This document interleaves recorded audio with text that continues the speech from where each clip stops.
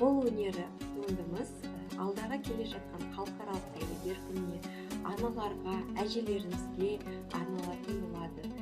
Яғни аналарымызға сыйлық ретінде бұл туындыны сыйлауға болады.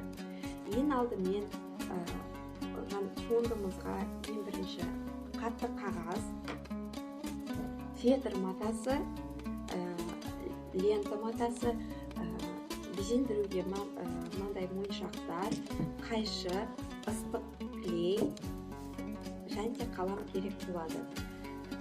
Туындымызды бастайық. Ең біріншіден қатты қағазымыздан 8 деген жазуды ойып аламыз.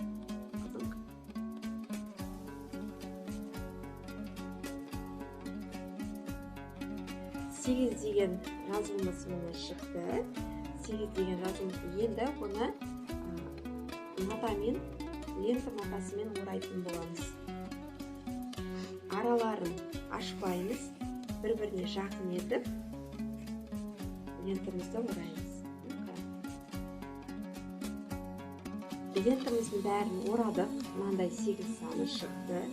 Енді бұл 8 санын әдемілеп безендіреміз.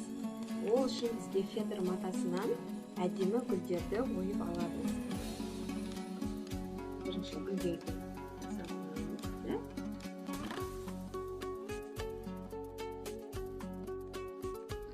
осындай әдемі гүлдерді жасаймыз. Ол әдемі гүлдерімізді мынандай моншақтармен безендіреміз. Ол үшін бізге желім қажет болады. Желім арқылы, яғни клей арқылы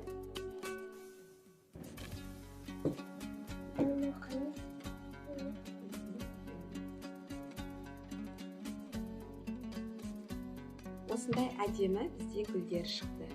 Енді осы гүлдерімізді 8 санына әдемі етіп безендіреміз.